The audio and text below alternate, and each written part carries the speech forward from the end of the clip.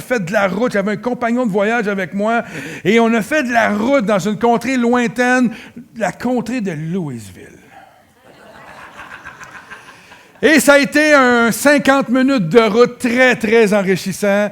J'étais avec un frère dans la foi et on s'en allait faire quelque chose de difficile là-bas. On avait une tâche très lourde. On allait rejoindre le pasteur Claude Sopol et le pasteur Jean-Claude Saint-Amour pour une partie de golf. Je me suis sacrifié. Mais durant ce périple-là, interminable, c'est pas vrai, ça a été agréable, j'ai noté 2 citations de mon partenaire, celui qui était avec moi dans la voiture. Et je vais vous les nommer à l'instant, mes 2 partenaires. Ça, c'est notre thématique, excusez. Ça dit ceci. « Je n'en reviens pas comment c'est simple, la vie, quand nous sommes chrétiens. » Lui, il ne sait pas, mais moi, je prends des notes. Et il dit aussi, c'est incroyable comment on se complique la vie alors que c'est si simple avec Jésus. On est-tu d'accord? On est d'accord, hein? C'est tellement simple la vie avec Jésus.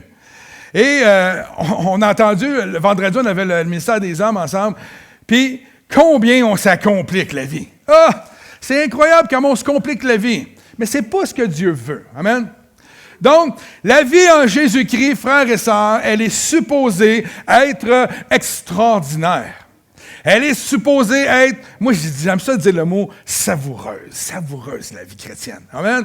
Elle est merveilleuse la vie chrétienne. Il y a quelque chose, lorsque je suis venu à Jésus-Christ, j'ai vraiment découvert la lumière. C'est-à-dire, je suis parti d'une vie où c'était la noirceur, j'étais pas bien avec moi-même, et quand je suis venu en contact avec Jésus, ce Jésus-là a complètement bouleversé ma vie. Amen. Et juste pour vous laisser savoir, si vous êtes pour la première fois dans une église, ce n'est pas une église qui transforme la vie des gens, c'est seulement et uniquement Jésus-Christ. Amen. C'est tout. Notre frère Jean, je l'appelle comme ça, Jean, l'évangile de Jean, mon frère, a dit ceci, dans Jean 1,4, « En lui était la vie, et la vie était la lumière. » Jean décrit Jésus-Christ comme la vie et la lumière du monde. Wow! C'est simple, là. C'est simple, il n'y a rien de compliqué. Ici, à l'Église d'Emmanuel, nous avons fait l'énoncé suivante la semaine passée. Ici, on choisit la vie. C'est le désir de nos cœurs. Ça ne nous tente plus de comment on pourrait dire ça, de s'inquiéter de toutes sortes de choses. Ici, à l'Église Emmanuel, on a décidé de choisir la vie. Ça veut dire qu'on a décidé de choisir Jésus. Uniquement Jésus. C'est le chemin. C'est la vérité. Et c'est la vie. Le titre ce matin, je l'ai nommé comme ça. Jésus-Christ est la vie. Amen. On pourrait arrêter là, s'asseoir ensemble, puis discuter. On pourrait. Puis laisser parler les gens. Qu'est-ce que ça veut dire, Jésus-Christ est la vie? C'est quoi? Est-ce que c'est compliqué? Est-ce que c'est simple? Comment est-ce que c'est? Qu'est-ce que ça veut dire, Jésus-Christ est la vie? Cette semaine, alors que je préparais mon message, j'avais commencé à écrire quelques pages. J'ai tombé sur un article d'un magazine qui s'appelle The Outlook. C'est un magazine qui est dans l'ouest du Canada. Et un article qui était écrit par le pasteur, vous m'essayez de le prononcer comme ça, Wybrand.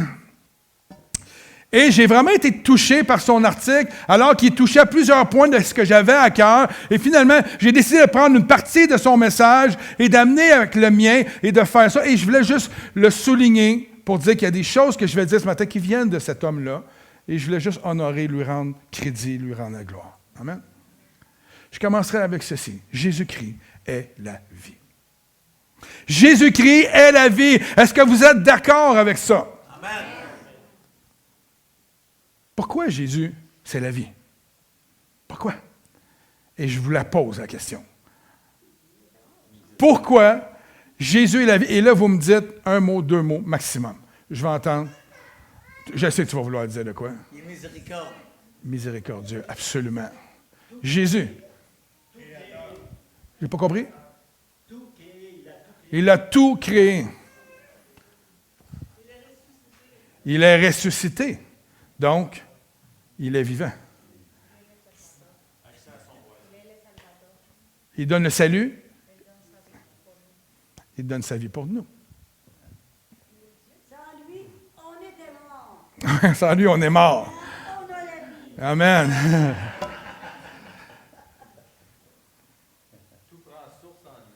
Tout prend source en lui. Tout vient de lui. Hein?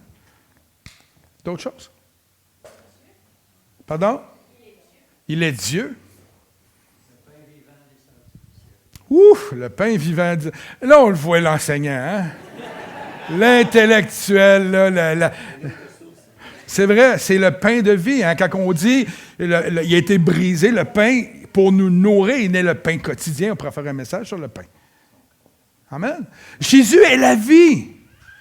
Et nous allons regarder 4 aspects, si on veut, de la vie. Qu'est-ce que ça veut dire, la vie en Jésus-Christ? Premier aspect, c'est, il est la vie physique. Hein? Jésus, c'est la vie physique. Il est la vie spirituelle. Il est la vie éternelle et il est celle qu'on néglige souvent puis qu'on oublie. Il est la vie abondante. En Jésus-Christ, nous avons une vie abondante. Moi, je ne mets pas une vie religieuse. On a une vie abondante. On a une vie de liberté.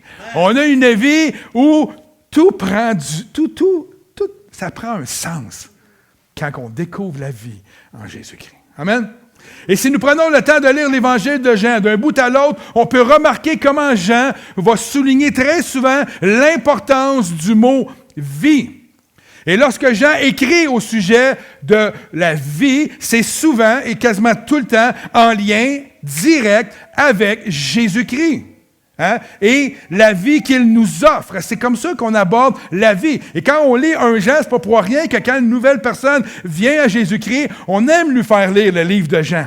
Parce que Jean, il met tout de suite la base de qui est Jésus. Il est la vie. Rien d'autre.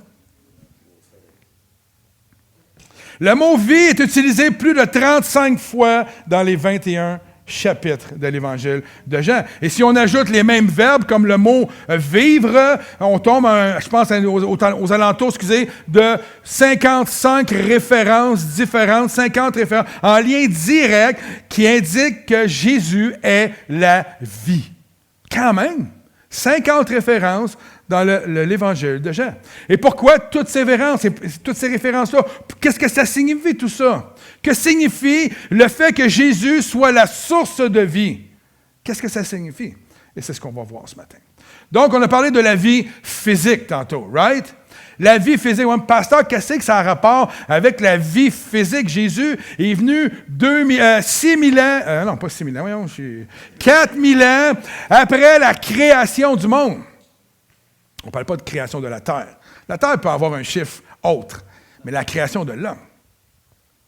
Donc, la vie physique nous ramène à la Genèse. Jésus est la deuxième personne de la Trinité qui avait pour rôle de donner la vie. C'était son rôle, hein? Donner la vie aux êtres vivants de ce monde. C'est la parole de Dieu qui a créé les choses. C'est la parole qui sortait de la bouche de qui? De Jésus. Jean va dire, en lui était la vie. Il est la vie. En lui était la vie. En d'autres mots, Jean va déclarer qu'en premier lieu, toute notre vie physique sur terre vient de lui. Vient de Dieu à travers Jésus-Christ. Dans la Genèse 1,26, la Bible fait allusion à cette vérité-là en disant que faisons l'homme à notre image. Hein? On le voit, les 3 personnages sont là. Quand on lit dans les Écritures, on voit que Dieu, c'est un Dieu, c'est un groupe. On ne le voit pas tout de suite que c'est un groupe trinitaire au début, mais on le voit à travers les Écritures. Donc, on sait que Dieu était une personne à plusieurs personnes. Quelques versets plus loin, la Bible va dire dans Genèse 2,7, l'Éternel Dieu, et là, ça devient super intéressant, forma l'homme de la poussière du sol. Il insuffla dans ses narines un souffle vital et l'homme devient un être vivant. Quand Dieu a formé l'homme, au commencement de la création, il ne s'est pas servi de matière comme l'or, l'argent. Il n'a pas mis en place une usine de fabrication avec des pièces Apple. Non, non. C'est ça, après la chute.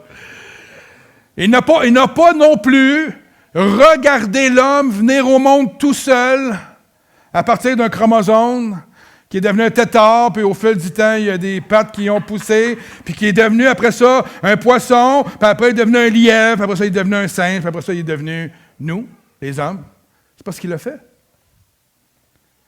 Dieu s'est servi de la poussière pour nous créer. Mais ce n'est pas la poussière, c'est ce qu'il a fait.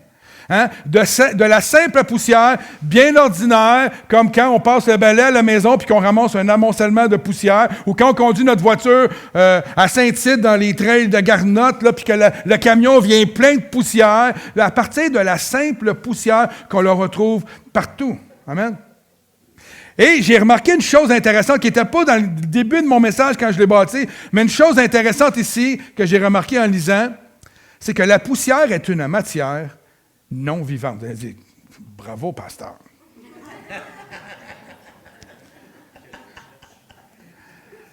Une matière non vivante d'où nous allons être tirés. On vient de cette matière-là non vivante. Et regardez bien où je m'en vais. Là. Je sais pas si ça a de l'air space, là, mais ça va être correct. OK?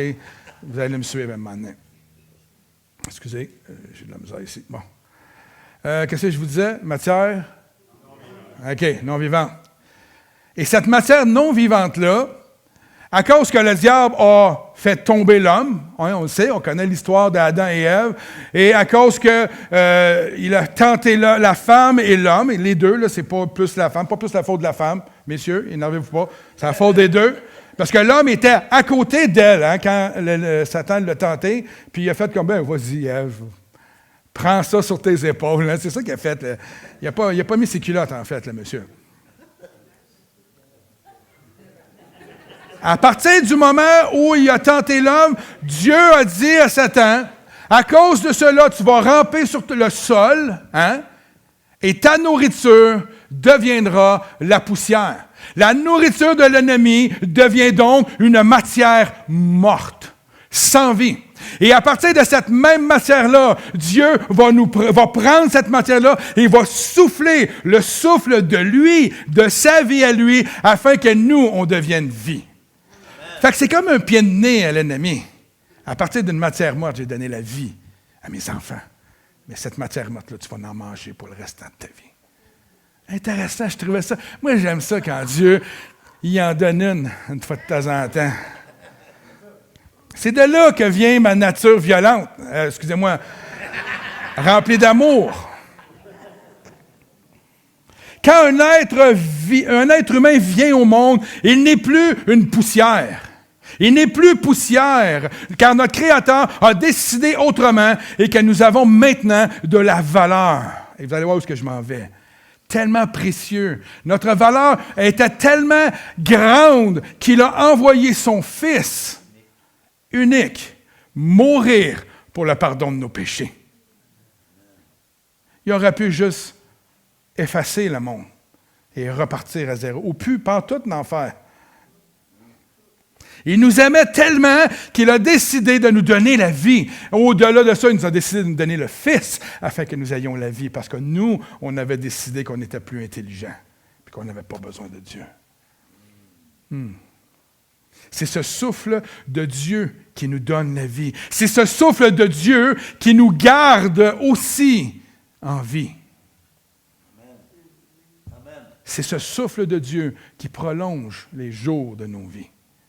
Et ce matin, alors que j'écrivais, je relisais mes notes, je me disais, Seigneur, est-ce que je réalise que ce qui m'anime, c'est ce qui vient de toi? Et imaginez, mais prenez le temps, là.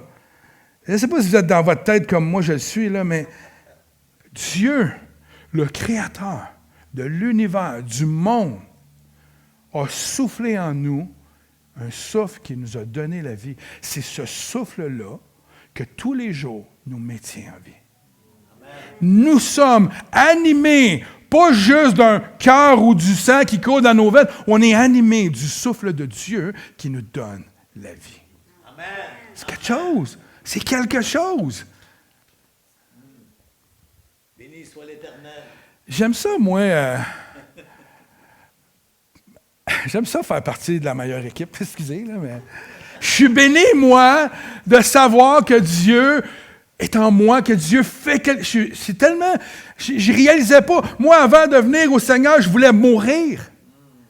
J'étais dans le crime organisé et j'avais pas peur de rien, j'avais pas peur de mourir parce que ma vie n'avait aucune valeur. Aujourd'hui, ma vie a tellement de valeur en Jésus-Christ. Et je me dis, je peux pas déshonorer mon Seigneur maintenant. C'est trop beau, c'est trop extraordinaire. Je veux que le monde voie qu'avant j'étais mort et qu'aujourd'hui je suis en vie. Sergueï, c'est la première fois qu'il venait jouer au golf avec des pasteurs. Je me disais, oh, ça va être une belle initiation. Et j'étais dans tous mes états. J'étais tellement content d'être sur un terrain de niaiseux. Mais je réalise aujourd'hui qu'à tous les jours de ma vie, tout ce que je fais est une belle et une grande bénédiction. Et c'est une grâce. J'ai la vie. Écoutez la radio 2 minutes. Il y en a-tu qui écoutent les lignes ouvertes, là, la radio parlée? C'est décourageant. C'est pas décourageant, mais ça nous montre quand même une belle photo de notre société. À quel point la société est dans la crise totale. Ils ont beau crier paix et sécurité, c'est complètement l'inverse qui sort de leur bouche. Il y a des débats sur tout en ce moment. Il y a des débats sur tout. Tout.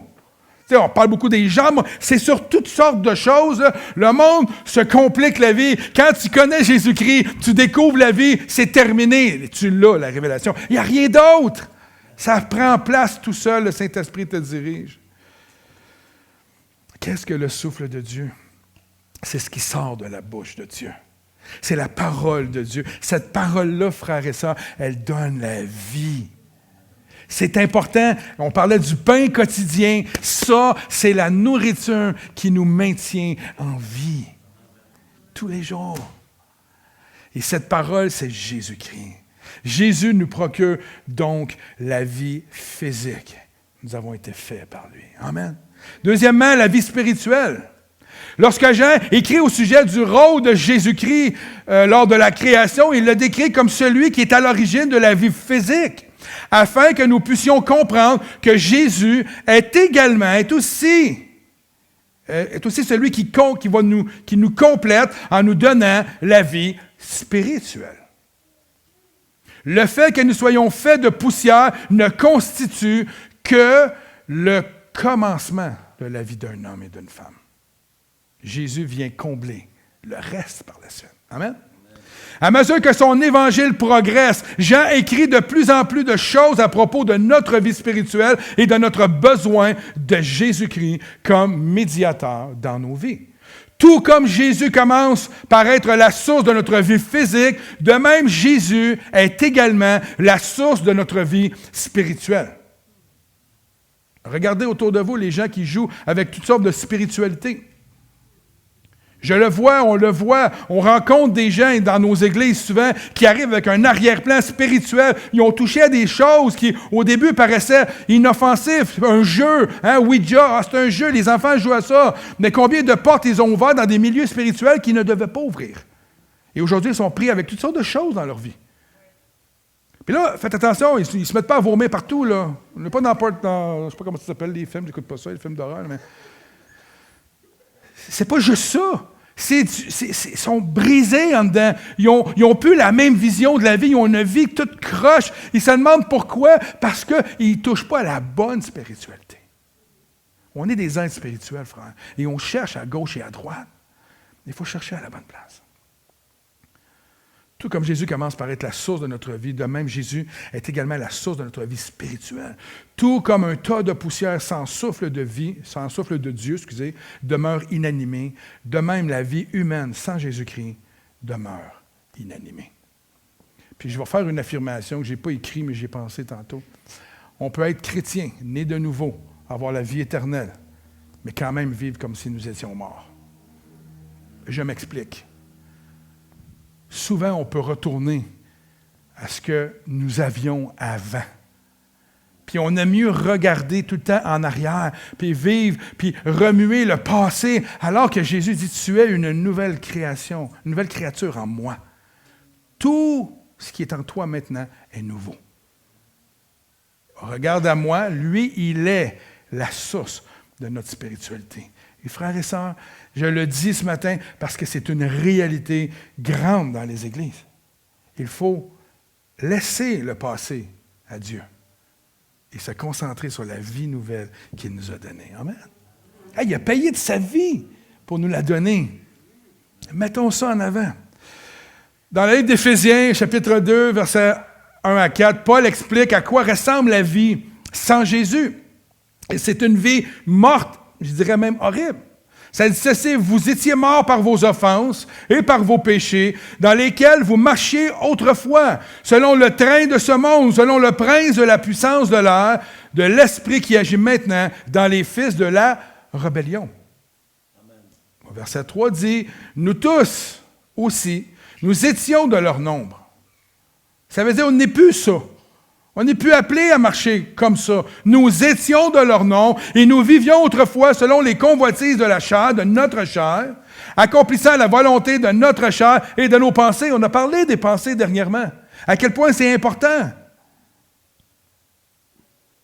Et nous étions, par nature, des enfants de colère comme les autres. Quelle vie misérable on avait. En tout cas, je parle pour la mienne. C'était misérable. La seule belle chose qu'il y avait dans ma vie à cette époque-là, c'était ma famille et puis mon épouse. J'ai-tu t'ai chanté une chanson, chérie? Non. Je le dis souvent pour les visiteurs, mais elle ne veut jamais. C'est une vie misérable qu'on avait avant. Hein? C'est une vie qui était remplie de péchés.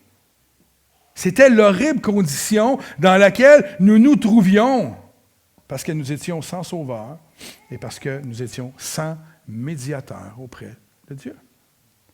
Par nature, nous ne pouvons rien faire par nous-mêmes ou pour nous améliorer spirituellement. Nous sommes morts spirituellement. Nous avons désespérément besoin de quelqu'un qui peut nous donner la vie, de quelqu'un qui va insuffler en nous une nouvelle vie. Amen. Non pas seulement physique, la vie physique on l'a, mais une vie spirituelle.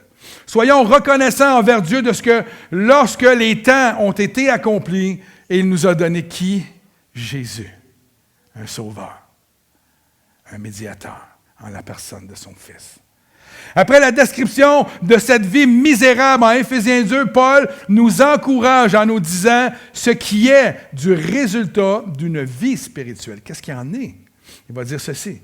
Mais Dieu est riche en quoi? En miséricorde.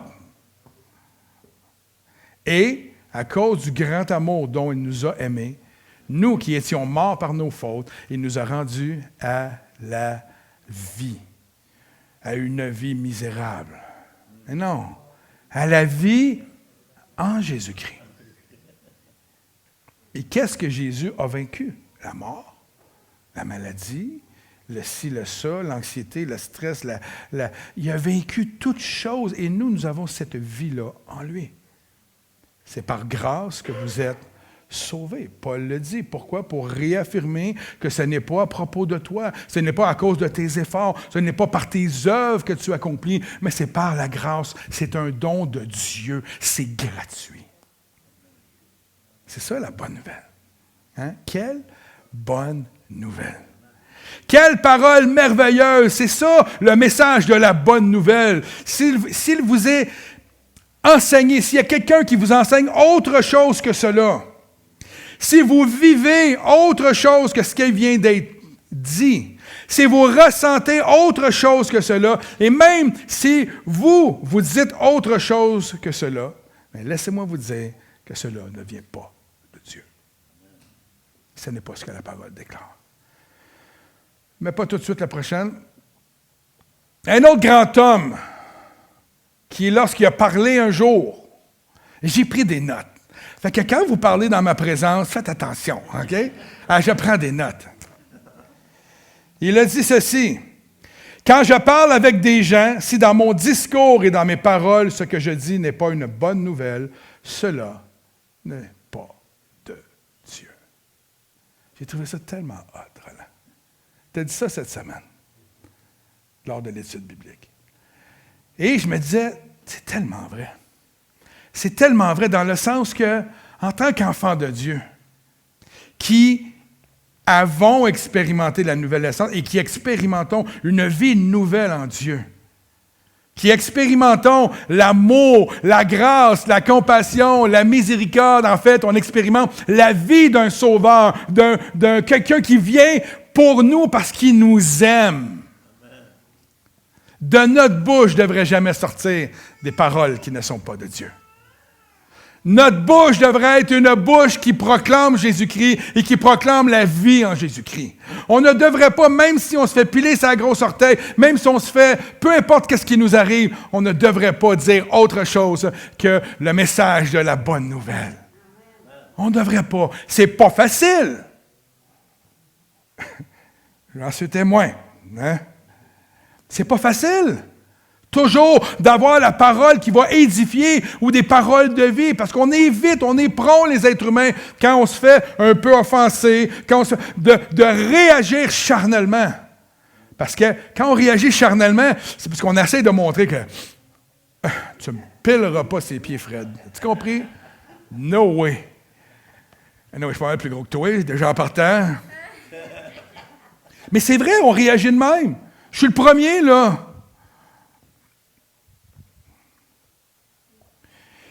Le médiateur nous a été donné pour nous donner la vie, à rien d'autre. C'est ce qu'il nous donne. Sans ce médiateur, sans son souffle de vie, rien n'est impossible à l'homme. Nous pouvons inspirer, expirer l'air des champs ici dans la région qui, là, de cet site, y étendent pas mal de matière organique. On peut respirer toute l'air pollué de Montréal toute la journée en ayant le sentiment de vivre. Mais tant que nous ne vivons pas pour Jésus-Christ, nous demeurons morts spirituellement. Jésus est venu pour nous donner la vie spirituelle. Troisièmement, la vie éternelle. Wow! Un cadeau. Absolument, ma sœur. Un cadeau. À cette vie spirituelle s'ajoute la promesse de la vie éternelle. Ça, c'est merveilleux. C'est merveilleux. Il nous donne la vie physique, il nous donne une vie spirituelle, une vie où on peut vivre de façon libre, en santé pour lui. Et en plus de ça, il y a un bonus qui vient et nous donne la vie spirituelle. Nous qui ne le méritions pas. Dès le début de l'évangile de Jean, nous voyons le grand combat qui fait rage entre Jésus, celui qui donne la vie, et les forces des ténèbres, les forces de la mort. Nous voyons également le résultat de ce combat, c'est-à-dire l'obscurité. Le résultat de ce combat, l'obscurité ne pouvait pas vaincre celui qui est la vie et la lumière. On le voit dans les Écritures. Jean décrit comment ces forces obscures ont conduit Jésus jusqu'à un procès, jusqu'à se faire tellement flageller, battre, et on en passe. Pour ceux qui ont vu les nombreux films de Jésus, on peut comprendre, jusqu'à la souffrance d'avoir été battu comme un animal, et comment elles l'ont crucifié, ces ténèbres-là, et comment elles l'ont amené au tombeau. Il était mort. Cependant, et là, je vais entendre un beau amen de tout le monde. La mort n'a pas pu le retenir. Amen. La mort n'a pas pu le retenir. Le grand créateur de la vie physique et le donateur de la vie spirituelle ne pouvait pas être retenu par la mort. Pourquoi? Parce qu'il a vaincu le péché, la mort et l'enfer. La mort a été vaincue. Amen. Wow. L'obscurité a été conquise. La haine a été vaincue. Aucune des forces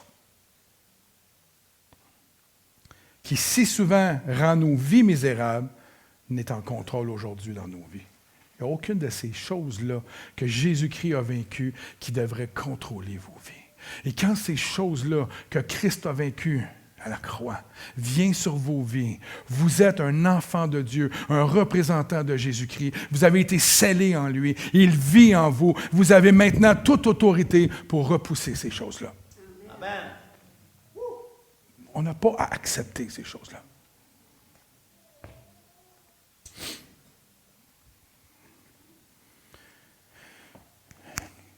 Dieu est en contrôle. Si on parle avec un athée ou avec une personne à l'extérieur, on va dire « Dieu n'est pas en contrôle. Regarde la misère. Si Dieu existerait vraiment, il n'y aurait pas toute cette misère-là. » Puis je leur dis tout le temps, mais c'est qui a fait la misère? Dieu ou l'homme? Ah ouais, c'est ça. Arrêtons de mettre sur le dos de Dieu. De toute façon, tu n'y crois pas. Arrête de mettre ça sur son dos. Arrête d'y en vouloir, tu n'y crois pas. Ça veut dire, si tu n'y crois pas, tout vient de nous, mon ami. Dieu est en contrôle. Il a tout vaincu. Il est sur le trône et il règne. Amen. Son Fils est victorieux. Si nos vies sont envahies par la haine, par l'obscurité, la colère, le murmure, la calomnie, la vengeance, tout cela, frères et sœurs, ne vient pas de Dieu. Ça ne vient pas de lui. Ça ne devrait pas être notre discours, aucunement. Nous ne sommes pas, en tant qu'enfants de Dieu, appelés à juger le monde. Ce n'est pas notre rôle. Le rôle de l'Église, c'est d'être des témoins de l'amour de Dieu. D'être des témoins de la vie et de la partager. Roland, ta parole, elle vient tellement à point. Ce qui sort de notre bouche, c'est ce qu'il y a dans notre cœur, frères et sœurs. Est-ce que c'est la lumière qui règne en nous ou c'est les ténèbres?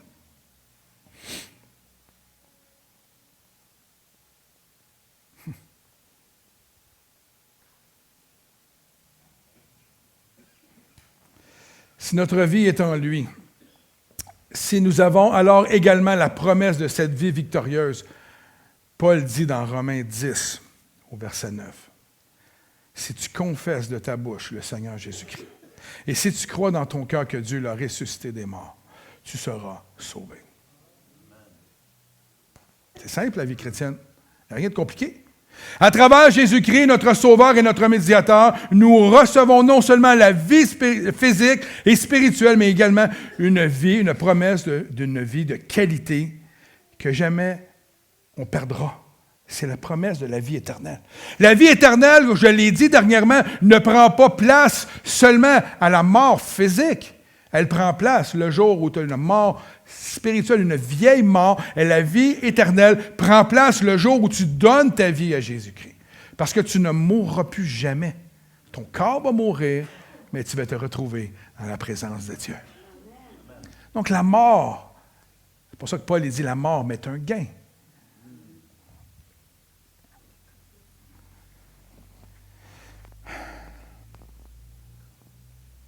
Jamais nous ne devons accepter de vivre sous l'emprise du diable.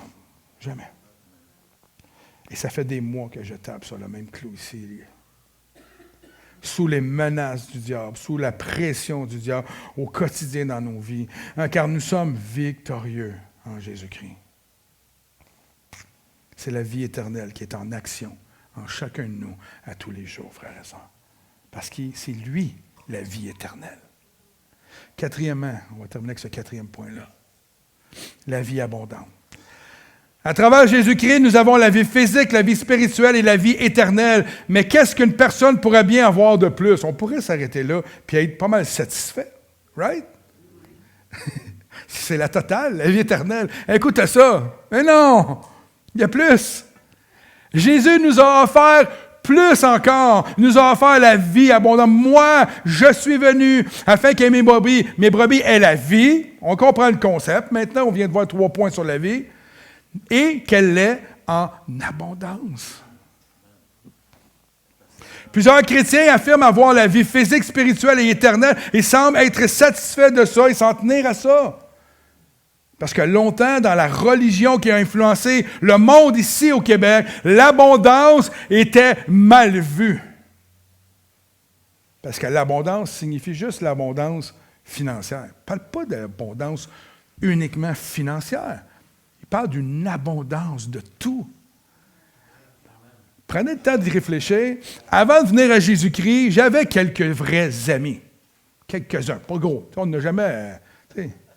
Puis souvent, les amis que j'avais, c'était des amis qui profitaient de moi aussi, à quelque part. J'avais de l'argent, j'avais... Bon, plusieurs raisons, on ne s'étalera pas là-dessus aujourd'hui, mais aujourd'hui, j'ai bien plus d'amis que j'ai jamais eu dans ma vie. J'ai bien plus de relations authentiques dans ma vie que j'ai jamais eu dans ma vie. J'ai toujours joué dans des équipes de hockey d'à peu près une vingtaine de joueurs. C'était cool, on avait des belles relations, mais c'était jamais profond. Ici, aujourd'hui, on a une relation entre nous. Jamais, moi, dans mon style de vie que j'avais, je me serais tenu avec vous autres. Le cowboy, là, je ne rien savoir. Je ne rien savoir des cowboys.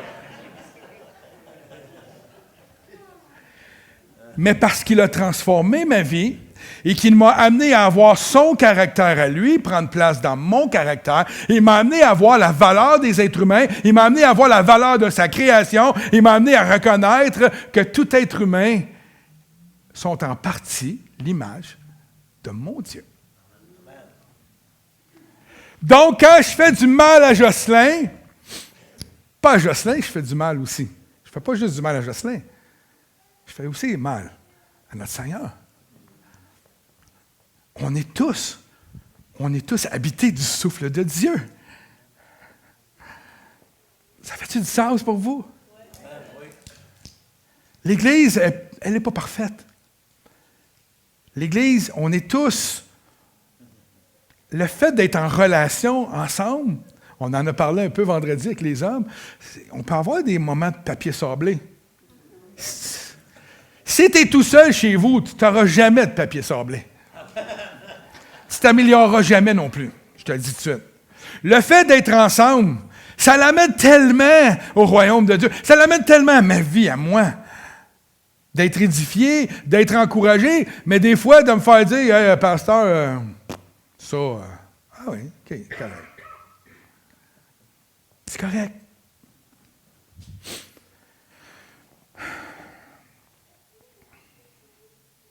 Je me souviens, à l'époque, moi je ne viens pas de ce mouvement-là catholique de l'époque, quand on devait faire vœu de pauvreté pour avoir de l'air spirituel. C'était comme ça. J'avais déjà vu une série à la télévision, c'était un curé, le monsieur, puis le soir, quand il arrivait dans sa chambre, il se flagellait, il s'auto-flagellait avec un vrai flagellum, parce que pour lui, c'était de démontrer à Dieu sa sainteté. My gosh! Ça ne m'intéresse pas, ce genre de vie-là, sérieusement. Là. En tout, je vous le dis, là. Si on m'avait dit que tu vas donner ta vie à Jésus quand tu vas devenir pasteur, 1 heure par jour, tu rentres dans ton bureau et tu te flagelles.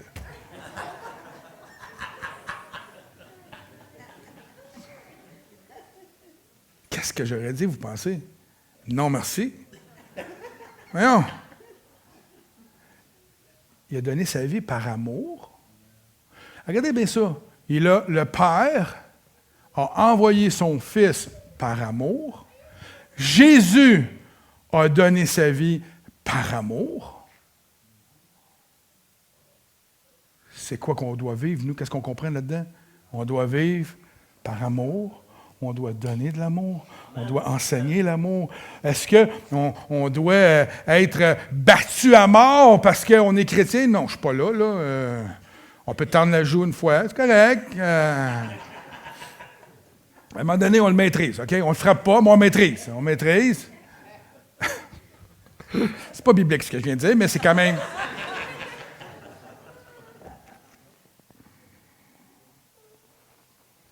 Les hommes qui dominaient la femme, parce qu'ils lisaient les Écritures avec leurs lunettes à eux, pour paraître spirituel. Puis la dame, souvent, pour paraître spirituelle, elle se soumettait à son homme comme une esclave. Mesdames, on pourrait vous poser des questions, vous diriez...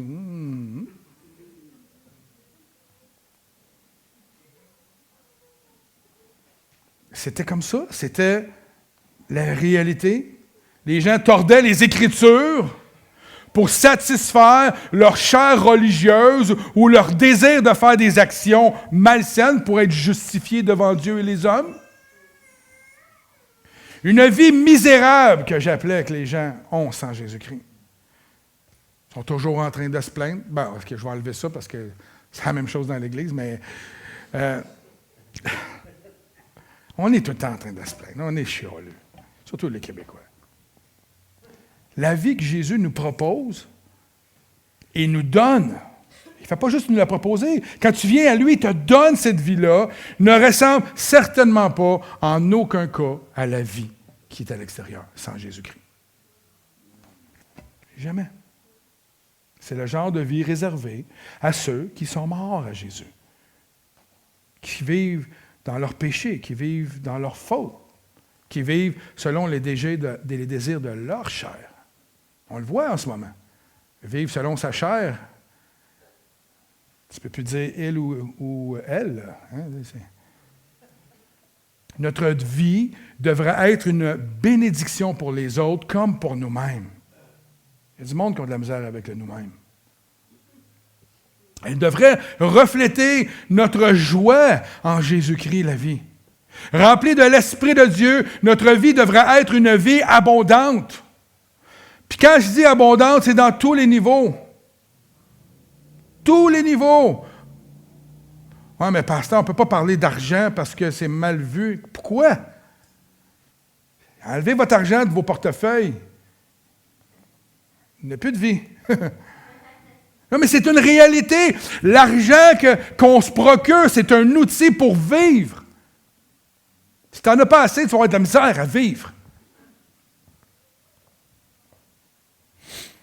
Une vie qui déborde, c'est ça que ça devrait être, une vie qui déborde tout autour de nous. La vie chrétienne va bien au-delà de la reconnaissance de notre, d'avoir été pardonné et de notre misère ancienne. C'est une vie qui est basée sur la connaissance du fait que le sacrifice parfait a été offert pour nous à la croix et qu'à travers Jésus-Christ, nous ne sommes plus morts. Et nous ne sommes plus appelés à vivre les choses de la mort. On est appelés on a été ramenés à la vie pour une vie abondante. Est-ce que ça veut dire qu'on n'aura jamais de problème dans la vie? Non. La Bible dit qu'il pleut sur les bons comme sur les mauvais. Les problèmes vont venir, mais tout dépend des lunettes que tu portes. Portes-tu les lunettes de la vie, du monde, ou portes-tu les lunettes de la vie en Jésus-Christ? Si tu portes les lunettes de Jésus, laisse-moi te dire, il y a de l'espoir. Il y a l'espoir pour toute situation dans ta vie. Toute situation. « Ah, mais pasteur, tu ne connais pas ma situation. » Pardon? J'ai probablement vécu toutes tes situations. Toutes les situations de tout le monde, en fait. Dieu est tellement bon, je vous le dis. Dieu, il est l'espoir, il est la vie, la solution aux douleurs de ce monde. Tous ceux qui sont ici ce matin, vous avez la vie physique. Demandez peut-être aux musiciens de revenir. Je présume aussi que la plupart d'entre vous avez des oreilles ce matin et que vous avez déjà entendu ce message de vie spirituelle. J'espère ce matin que vous avez la vie éternelle en Jésus-Christ, le Sauveur du monde. Je dirais votre Sauveur. Cependant, avons-nous la vie abondante en Jésus pour nous qui sommes croyants? L'acceptons-nous? Cette devise qu'on entendait continuellement au Québec d'être né pour un petit pain, ça a-tu tellement coulé le Québec au niveau de cette pensée-là d'abondance? On est appelé à vivre, il est dit, il est venu pour donner la vie et une vie en abondance. Puis votre abondance peut servir à rendre quelqu'un dans l'abondance. Votre surabondance, elle vous est donnée pour rendre d'autres gens qui n'ont pas dans l'abondance.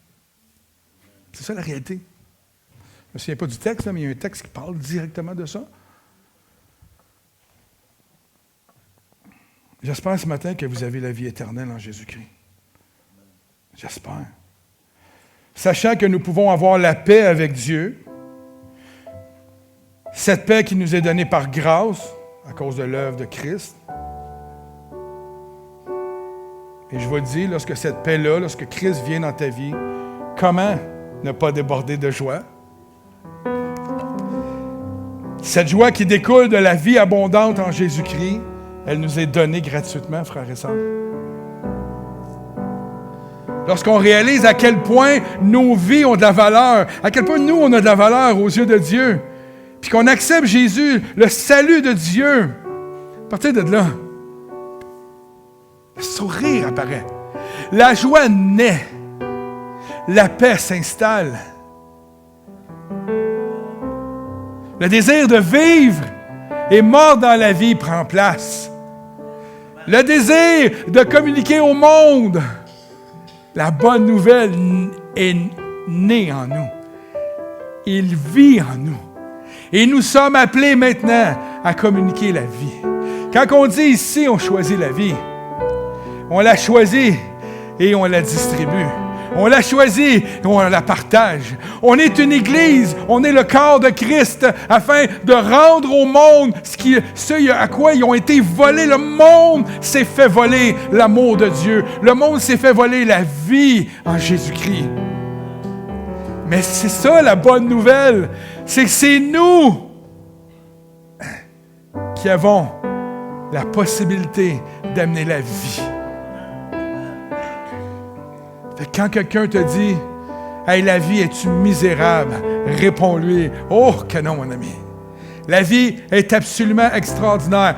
Limite-toi à ça. Je te garantis qu'il va se tourner vers toi et va dire « Comment ça? » Pourquoi? Parce que Jésus est vivant, mon ami. Jésus m'a racheté. Jésus me donne la joie.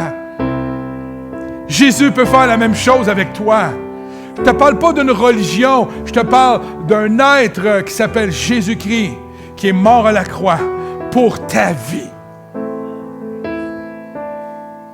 Je ne peux pas concevoir vivre autrement que dans la joie, moi, Normand Charlebois, aujourd'hui, ni autrement que de vivre dans la paix, que de vivre dans la victoire. Sur mes démons, sur ma chair qui, à tous les jours, vient me tenter dans mes pensées de toutes sortes de manières. No way! J'ai Jésus, la vie en moi, qui me permet de refuser tout ce qui n'est pas de toi. Car Christ a tout accompli. Il a tout accompli pour que nous ayons une vie physique agréable, une riche vie spirituelle. Il est victorieux pour nous pardonner et nous donner la vie éternelle. Tout ça nous procure une vie abondante, des plus riches en bénédictions, frères et sœurs. Des multitudes de promesses regorgent dans les Écritures pour ceux qui mettent leur confiance en Jésus-Christ. Et il n'y a aucune de ces promesses-là qui sont des promesses de mort et de malheur. Ce sont des promesses de vie, des promesses de joie, des promesses de paix. Un grand homme a dit cette semaine 4 choses. C'est simple, la joie. Il a dit, c'est simple, la tristesse. C'est simple, la Bible. C'est simple, la vie. C'est mon frère Sergueï qui a dit ça encore vendredi. Je prenais des notes. C'est simple la vie avec Jésus-Christ. C'est ça le message de ce matin. La vie se trouve en lui. Et maintenant, on ne vit plus pour nous. On vit pour lui. Et lorsqu'on décide de mettre notre vie en Jésus-Christ, lorsqu'on décide de vivre pour lui, nos intérêts dans la vie changent. Les désirs de notre chair changent pour se rapprocher des désirs de son esprit. Parce que Jésus, qui est la vie, a dit à ses disciples, allez à Jérusalem. Attendez, je vais vous envoyer mon esprit. Mon esprit va venir sur vous et mon esprit va vous donner la vie, va vous donner la force, va vous donner la puissance d'aller vers les nations et d'être en mesure, d'être capable d'annoncer la vie, la bonne nouvelle. Ça, c'est notre Jésus. Alors ce matin, si on peut fermer nos yeux quelques instants.